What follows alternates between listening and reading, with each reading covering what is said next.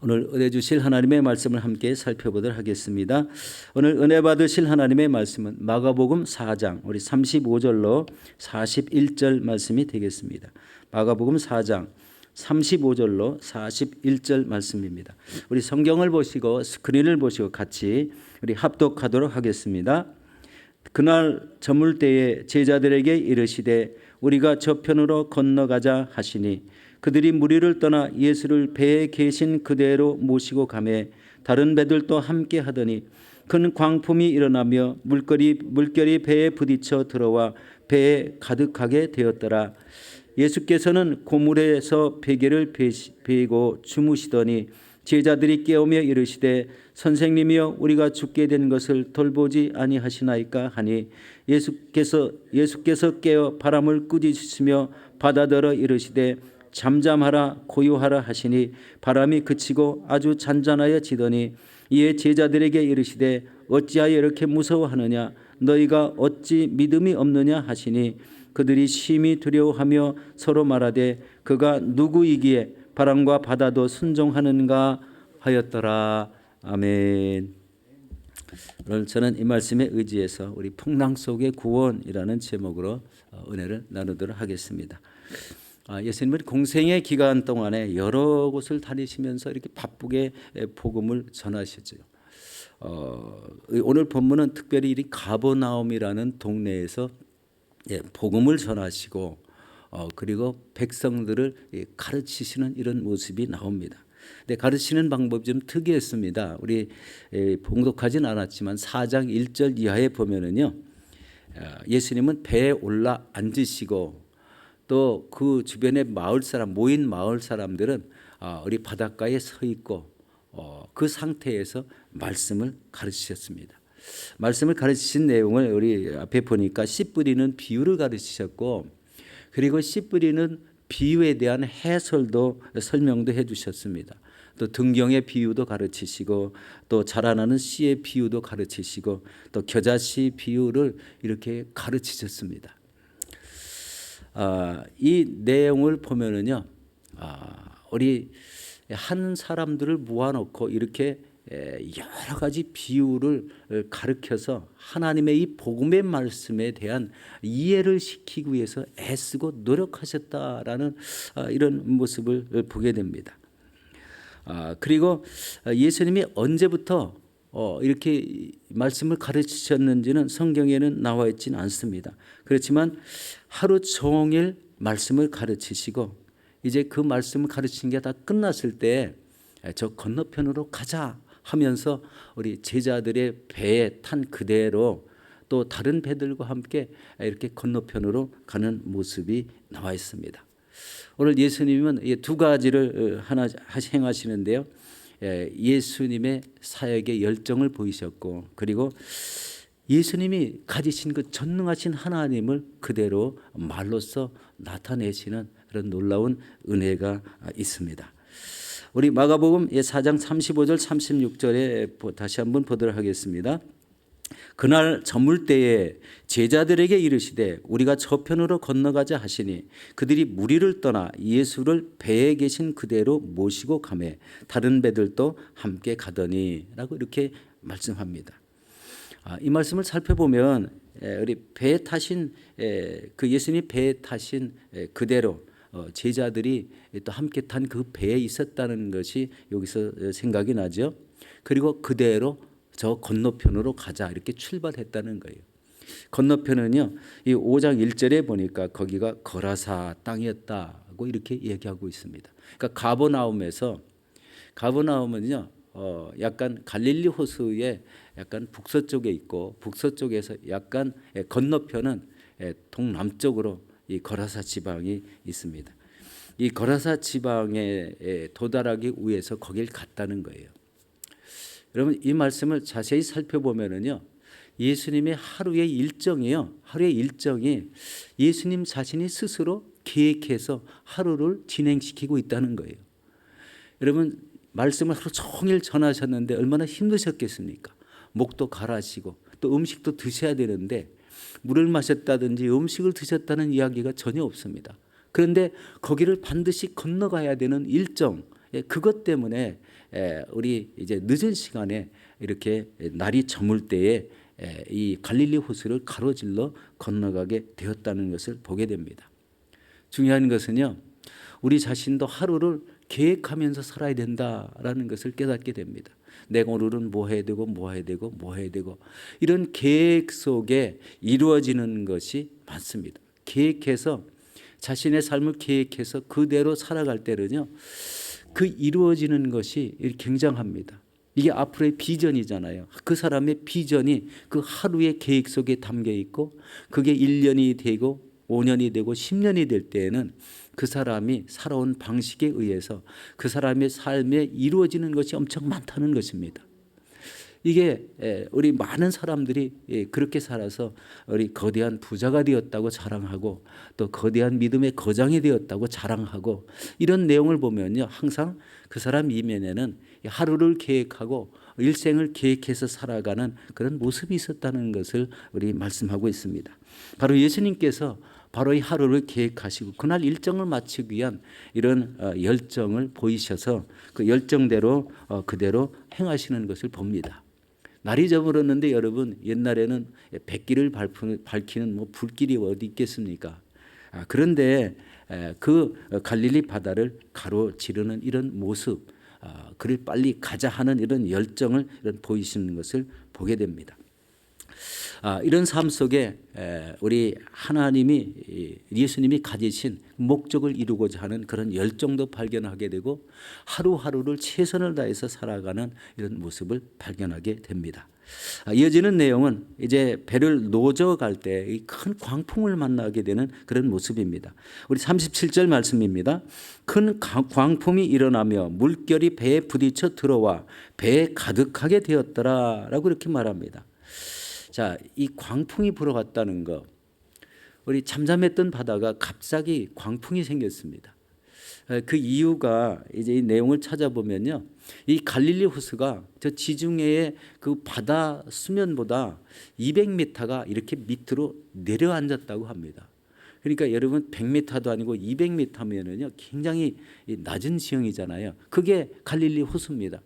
그런데 그 헐몬산에서 불어오는 이 바람이 이렇게 갈릴리 호수로 이렇게 막 이렇게 힘차게 이렇게 불어올 때는요, 그 위에서 불고 공간이 이렇게 200m나 깊으니까요, 여기에서 바닷물결이 이렇게 솟아오르는 출렁이는 게 생긴다는 겁니다. 그래서 이 바람이 광풍이 무서운 게요, 이런 이 배가 노젓는 고기배지 않습니까? 아마 이 가버나움에 어부들 출신이 바로 이 예수님의 제자 대부분인데 아마 노젓는 데는 자신이 있었을 겁니다. 그런데 그런 광풍이 일어나면 본인이 어떻게 대처해야 될지를 알지 못하는 그런 형편은 다 알고 있었다는 거예요. 스스로 알고 있었을 거라는 이런 생각이 됩니다. 이 갑자기 위기를 맞았잖아요. 그런데 이 요즘 같으면은 기상청에서 일기예보를 줍니다. 우리 아침에 보면은 나올 때 이렇게 그날 일시 날짜를 보면은 이 날짜 시간별로 이렇게 우리 해가 밝든지 비가 오든지 이런 것을 예보를 받잖아요. 그런데 그때 당시에는 이런 예보가 없었기 때문에 미리 대비할 수가 없었을 것 같습니다. 여러분, 배 안에 있는 사람들은 어땠을까요? 막 광풍이 일어나고 이 조각배 같은 것이 막 이리저리 요동치고 그 솟구쳐 오르는 물결이 배에 들어와서 이미 배에 물이 잠겼다고 되어 있습니다. 아주 위험한 이런 상황이죠. 긴급한 상황이 발생되었습니다. 그런데 여러분, 예수님과 우리 동행하는 중에도 이런 어려움이 생긴다는 것을 여기서 깨달을 수가 있어요. 우리가 예수님을 믿어도 예수님을 믿는 그 가운데 삶이 모두 다 형통할 것 같은데 그렇지 않다는 거예요. 그 속에 어려움도 있고 우리가 이겨낼 수 없는 고통도 고난도 이게 있을 수가 있다는 거예요. 근데 문제가 중요한 거는요, 그런 고난과 고통을 우리 하나님 앞에 의지하며 맡기는데 모든 삶의 열쇠가 있습니다. 내가 이겨낼 수 없는 모든 고난과 고통, 내가 가지고 있는 큰 계획들이 있을 때 이것은 내 자신이 이루기가 너무 벅차니까 하나님 앞에 그것을 일일이 고백하고 아뢰는 거. 특별히 이런 험한 이런 광풍이 일어나고 위경에 빠졌을 때는 부르짖어 기도할 수밖에 없습니다. 그것이 인생의 우리 삶 아니겠습니까? 우리 부르짖어 기도하는 가운데 하나님이 이루어 주시는 것이 굉장히 많습니다. 우리 시편에 보면은요, 이런 어려운 시기에 우리 기도하라는 말씀이 많이 나오는데, 시편 50편 15절에 보면 이렇게 말씀합니다. 환난 날에 나를 부르라. 내가 너를 건지리니 네가 나를 영화롭게 하리라. 예레미야 33장 3절. 너는 내게 부르짖으라. 내가 내게 응답하겠고 내가 알지 못하는 크고 은밀한 일을 내게 보이리라. 라고 이렇게 말씀하고 있습니다. 이렇게 자신이 위기에 처해 있을 때, 나라가 풍전등화와 같을 때, 또 삶의 궁핍이 찾아올 때, 이럴 때 기도하면 하나님은 그 기도를 응답해 주십니다. 오늘 우리 38절 39절에 이렇게 말씀합니다. 예수께서 고물에 베개를 베고 주무시더니 제자들이 깨우며 이르시되 선생님이여 우리가 죽게 되는 것을 돌보지 아니하시나이까 하니, 예수께서 깨어 바람을 꾸짖으시며 바다들어 이르시되 잠잠하라 고요하라 하시니 바람이 그치고 아주 잔잔하여지더라. 예수님만이 가지신 특별한 이런 전능성이 있잖아요. 말씀 한마디에 모든 것들이 다 통제되는 것. 그렇게 광풍이 몰아치고 배에 물이 가득 찼는데, 이 신기한 게 예수님이 깨지 않고 주무셨다는 거, 제자들이 깨어서 일어나셨다는 거, 이해가 잘 안 가죠. 그렇지만 예수님은 전능하신 하나님, 그런 모습들을 다 통제할 수 있는 능력이 있으셨다는 것을 여기서 보게 됩니다. 여러분, 인생의 삶 속에서 견딜 수 없는 이런 광풍이 몰아칠 때가 있습니다. 그게 우리나라 6.25 사변 아니겠습니까? 6.25 전쟁이 일어났을 때 우리나라는 사실 거의 다 패망했습니다. 그런데 유엔군이라는 이런 각 나라에 군대를 보내주셔서 저 공산당과 싸워서 결국 이제 이겨서 지금 현재 한반도가 형성됐지 않습니까? 그 내용을 보면은 신기하죠. 구체적인 내용은 시간이 많이 가서 말씀 다 못 드리지만, 유엔의 회의를 여는데 소련의 대표가 차가 고장나서 참석을 못했다. 거부권을 행사하면은 참여를 못하게 돼 있는데, 그래서 이 6.25 전쟁에서 유엔군이 파병된 건 하나님이 도우셨다라는 것을 여기서 깨닫게 됩니다. 그리고 우리나라에 어려운 점이 있었죠. IMF 사태 때입니다. 우리 1990년, 96년, 97년 이때죠. 이 김영삼 대통령 때 이 나라에 재정 파탄이 났습니다. 이때 국민들이 행하는 게 뭐죠? 금모기 운동을 했다고 합니다.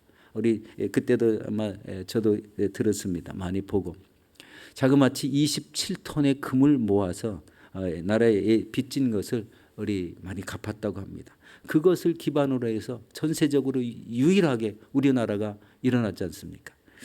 참 굉장히 좀 인상 깊은 우리나라입니다. 금모기 운동으로 나라를 살렸다. 그리고 여러분, 삶에서 가장 힘든 게 하나 있습니다. 삶의 궁핍입니다. 이게 삶에 자신이 그렇게 하고 싶어서 되는 게 아니잖아요. 삶의 궁핍이 있고 먹을 것이 부족하다. 이런 것들은 뭐 어느 나라든지 전 세계적으로 없는 데가 없죠. 특이한 내용을 한 가지 좀 소개해 드리도록 하겠습니다.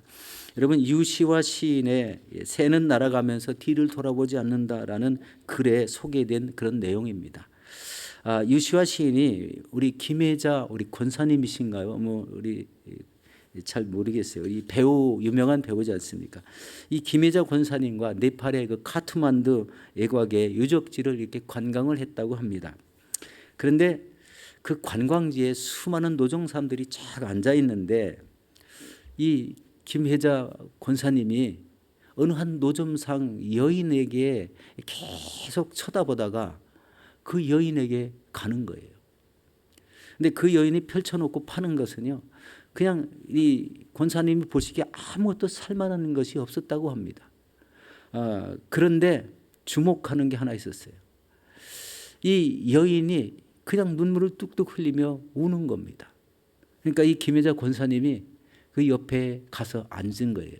그리고 손을 꼭 잡고 함께 울었다는 겁니다. 이 관광지에서 참 보기 드문 일이죠. 관광 온 사람이 현지 사람, 노정상, 여인을 붙잡고 우리 함께 울어주고 있다는 거예요. 그 눈물이요 얼마나 우리 뚝뚝 흘리는지, 노점상을 하는 그 여인의 눈물이 그 장신구, 파는 장신구에 뚝뚝뚝 떨어지도록 그렇게 이 우는 모습을 보고 함께 울어줬다는 거예요. 이렇게 이제 손을 잡고 함께 울고서 얼마 후에 이 노점상이 이 자기 손잡은 우리 김여자 권사님을 쳐다보는 거예요. 서로 우니까요, 이 마음이 통했든지 이 마음이 다시 가라앉았든지, 그 여인이 웃으면서 우는 거 있잖아요. 이렇게 웃으면서 우는 것. 그렇게 울다가 이제 우리 미소를 짓게 된 내용입니다. 왜 미소를 지었냐면은요, 이 김여자 권사님이 조그만 이런 우리 손 목걸이, 이 손 팔찌 뭐를 하나 샀는데 사실 마음에 들어서 산 거는 아닙니다.